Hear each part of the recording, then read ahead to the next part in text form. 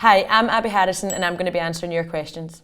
Which boots are your all-time favourite? Sent in by my mum. She knows the answer to this anyway. Predators, I always wear Adidas.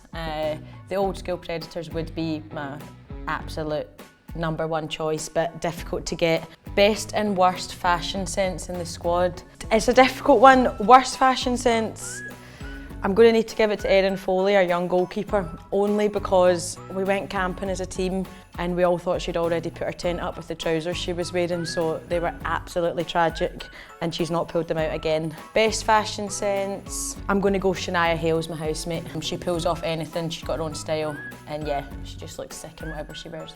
Who's the big time in the squad? That's a stitch up. Well, given that it was asked by Amy Palmer, I might need to answer with Amy Palmer. No, to be fair, we don't actually have any big timers. I think, we all want the same thing.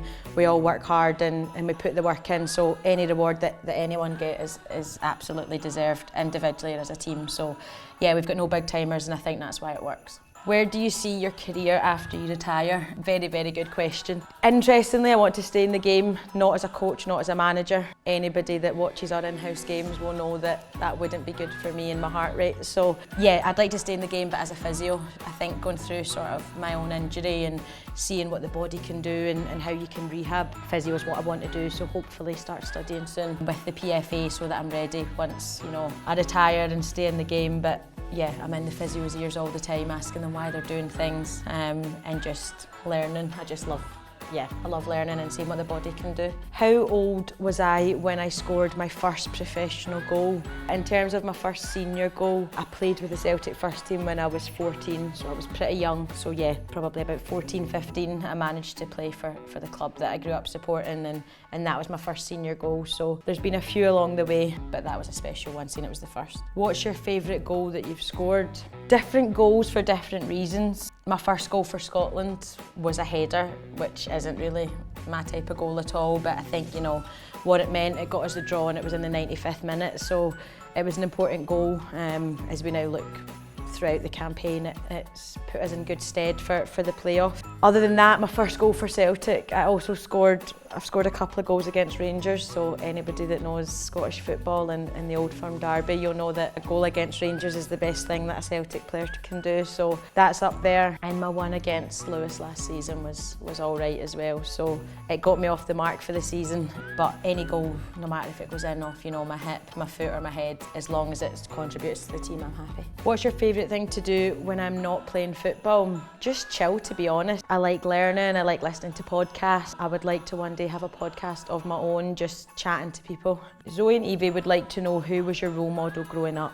Away from football, just my family. Mum and Dad are hard-working people that, worked really, really hard for me and my brothers and sisters to be able to do what we want in terms of hobbies and stuff like that. From a sporting point of view, English people might not know either of these, but the first one's Julie Fleeting, a Scottish women's football player that was a striker. Grew up, she played for Arsenal, she won the Champions League and stuff like that. Funny story, when I was like 9 or 10, I did a school project and I made a big booklet about who my hero was, and my dad, through people, knew her dad, so I managed to do an interview call with her. Fast forward, when I was 14, I turned up to Celtic training and she walked through the door and we were playing as strikers together, so it went full circle. And then Henrik Larsson, Celtic legend, that is why I wear the number 7. I just think he's unbelievable. So yeah, grew up watching him, celebrating like him in the garden, and I've pulled it out a few times on the pitch.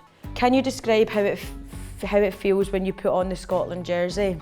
To be honest, no, not really. It's a difficult feeling to describe, and it's something that I know how lucky I am to have been able to do it numerous times, and hopefully there's numerous times to come as well. But it's a sense of pride, I'm standing shoulder to shoulder with girls that I've seen work hard since, as little as 6 and 7, so we really are like best friends, so you can't really explain it, standing there and the Tartan Army singing back the anthem to you. So yeah, you can't really describe it, but it still gives me goosebumps still to this day. What age were you when you started playing football? I started kicking about on the streets with my brother when I was really young. I was flung in goals.